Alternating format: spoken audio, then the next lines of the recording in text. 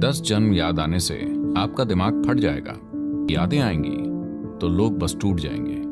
वो 2 या 5 या 10 जन्मों का भार संभाल नहीं पाएंगे। प्रकृति ने एक रुकावट डाली है जो अच्छा है।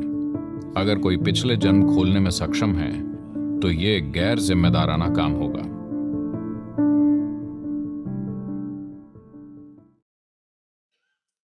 पिछले जन्म को जानना आमतौर पर सिर्फ मानसिक बकवास होती है, पर मान लीजिए कि आप कर सकते हैं कि आपने पिछले जन्म जान लिए।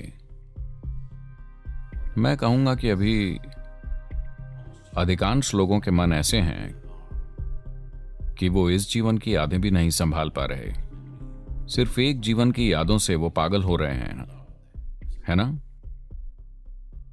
If you remember 10 lifetimes, your mind will crack up. 10 जन्म याद आने से आपका दिमाग फट जाएगा।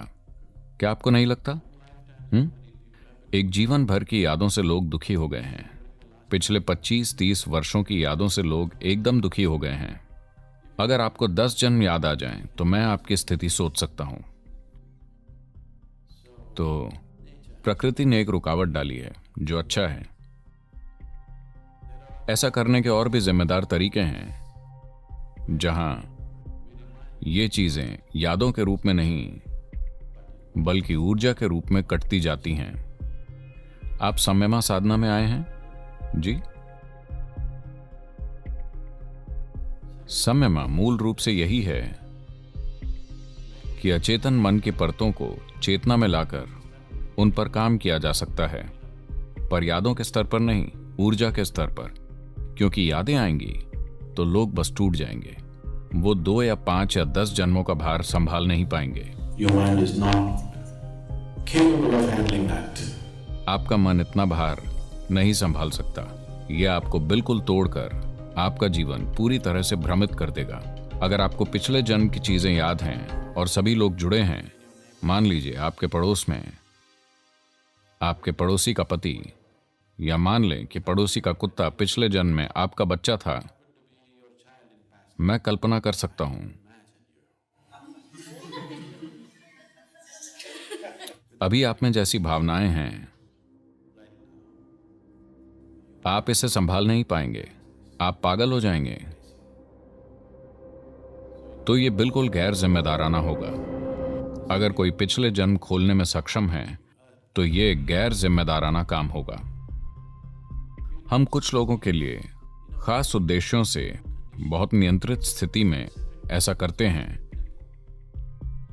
पर बहुत कम। ऐसा रोज करना जरूरी नहीं है। संयमा ऐसा करने का एक अच्छा तरीका है क्योंकि यह ऊर्जा के स्तर पर काम करता है। आपको कभी भी असल चीजें मानसिक स्तर पर याद नहीं आती, पर आपको साफ एहसास होता है कि कुछ कटता जा रहा है। यह आपके लिए अच्छा है, यह सफाई करता है, पर याद करना अच्छा नहीं है। पर सम्मोहन चिकित्सा निश्चित रूप से पिछले जन्मों में जाना नहीं है। सम्मोहन चिकित्सा, पहले वो पास्ट लाइफ रिग्रेशन कहते थे। यह एक बेहतर शब्द है, कम से कम अब वो सीधे शब्दों में कह रहे हैं। सम्मोहन करने का मूल अर्थ है कि यह सत्य तक पहुंचने की कोशिश नहीं है। आप अपनी मनचाही चीज स्थापित करना चाहते हैं, है ना? क्या सम्मोहन का यही आधार है? किसी व्यक्ति को सम्मोहित इसलिए नहीं किया जाता कि आप उसे सत्य तक ले जाना चाहते हैं। आप सत्य रचना चाहते हैं, है ना? किसी को सत्य तक ले जाने के लिए जागरूकता जरूरी है, जो सम्मोहन का उल्टा है। अब वो हिप्नोथेरेपी कर रहे हैं जो किसी सच्चाई का इजाद करके उनके हिसाब से आपको ठीक कर देगी। तो आपको एक समस्या है, आप इसे किसी दूसरी चीज से संतुलित करना चाहते हैं। आपको शायद फायदा हो।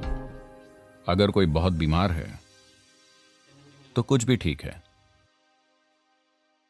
अगर इससे थोड़ी मदद मिलेगी तो ठीक है, पर एक आध्यात्मिक प्रक्रिया के रूप में मुझसे पूछें तो बिल्कुल नहीं।